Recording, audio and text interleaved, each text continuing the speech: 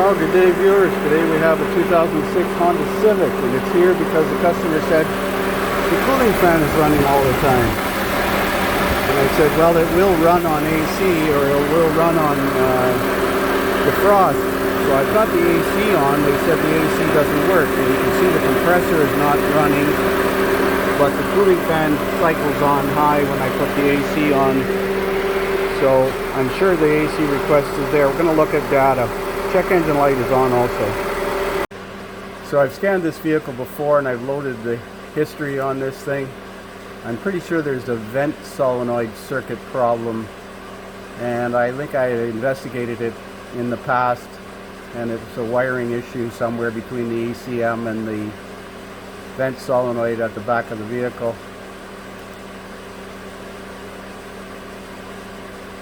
Let's run a code scan and see what we've got.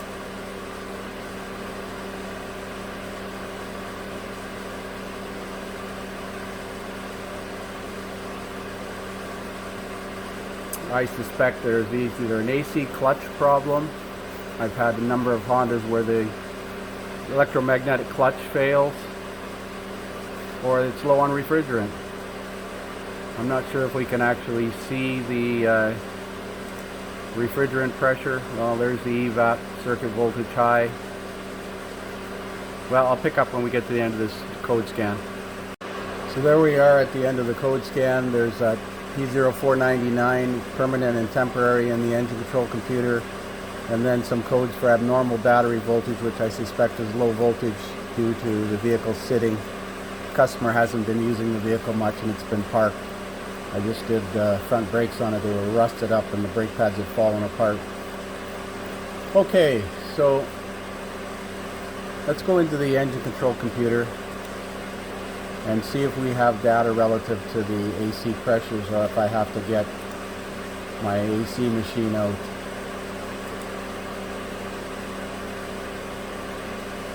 Certainly don't need air conditioning here yet.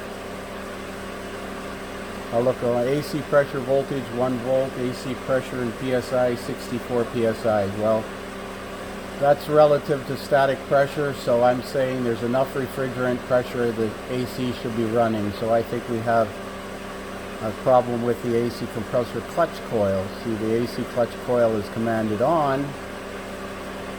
Let's qualify the relay.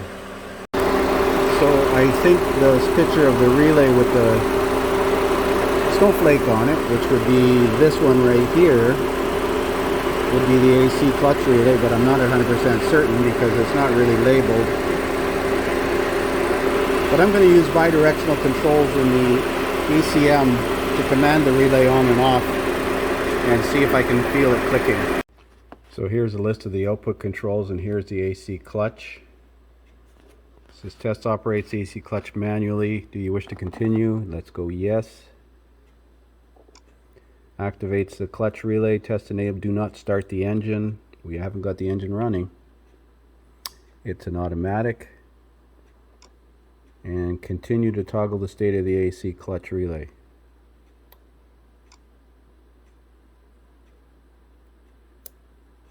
So that relay is clicking on and off.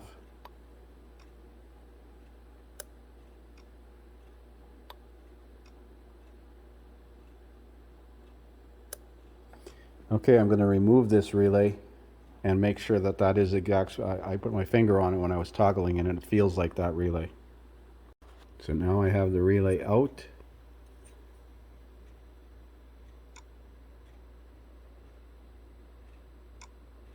So there's no clicking coming from it. That's the response on the scan tool. So we're going to see if there's power on pin 30 of the relay, which is the two large terminals. One of these two large terminals should be live. So I've got a test light connected to ground, and I'm going to probe this pin here, which is either 3 or 5 on the relay, and it's live. The control side of the relay is this side here, and that works because it's clicking. So now I'm going to move my test light to power.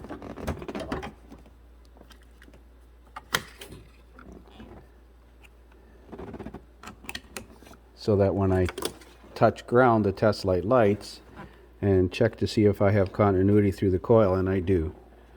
So there's excessive air gap on the clutch coil because I have continuity to ground through the coil. It's just not engaging. I'm going to try jumping those two pins with a relay switch and see if I can encourage the clutch to engage.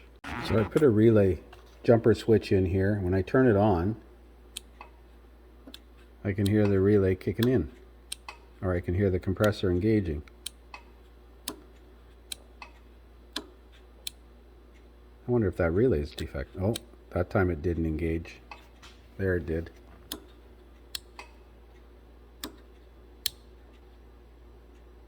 See, it did not engage that time. That's usually a result of excessive air gap on the clutch coil. Hasn't got enough power to engage.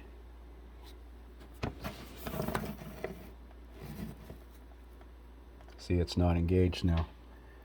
I can't show you the compressor.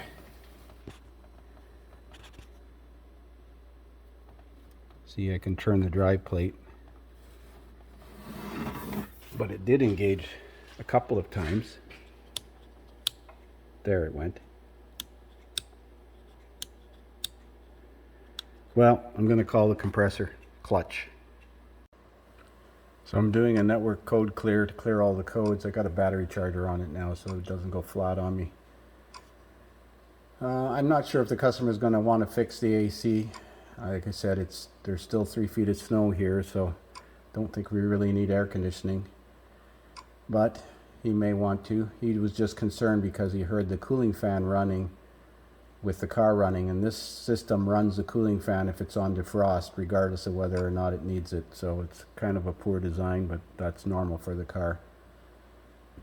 And I've got a history on this P0499 code. I'm going to check my records as soon as this code clear event is done.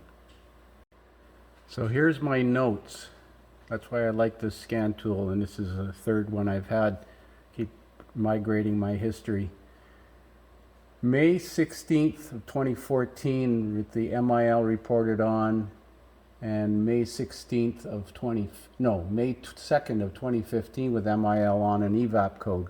Open and control circuit to CVS. I think that's canister vent solenoid. Test the CVS circuit for continuity between pins 10 at A1 at the PCM and terminal 2 of the PGM FI sub-relay. Measured 26 ohms. So there's continuity in the wires. Wiggled wires while monitoring and no change. Suspect PCM problem. That's right, I remember now. So he elected not to repair that. That was back in 2015. May the 2nd of 2015. So I'm sure he's not going to want to fix it now. He's been living with the check engine light on for 7 years, so I think he's going to continue to live with it. So we're going to leave that for now. If we go ahead with the AC repair, I'll make a follow-up video. So I thought I'd check to see if there's any cases on it, and there's a case on Identifix. Basically it says to check the canister vent shut valve on pin 2, purple wire should have battery voltage. I know I did that before. Should light a bulb brightly. Power comes from the PGM FI sub-relay. Check that pin 1 light green wire has 12 volts with a digital multimeter, key on, engine off. If there's 0 volts, check the resistance of the canister vent shut valve. There should be a specification for it, but usually between 15 and 30. I had 23 ohms, so the solenoid ohmed out okay. And I had checked continuity of the wire back to the PCM, so that means the PCM has failed internally. And it says if the PCM is deemed to have been failed, it would be a good idea to change the canister vent shut valve due to a possible intermittent internal short. So I remember doing this before. You can see that there are some cases here. Evap vent shut solenoid valve wiring or the module. So we're going to leave it at that. Thanks for watching.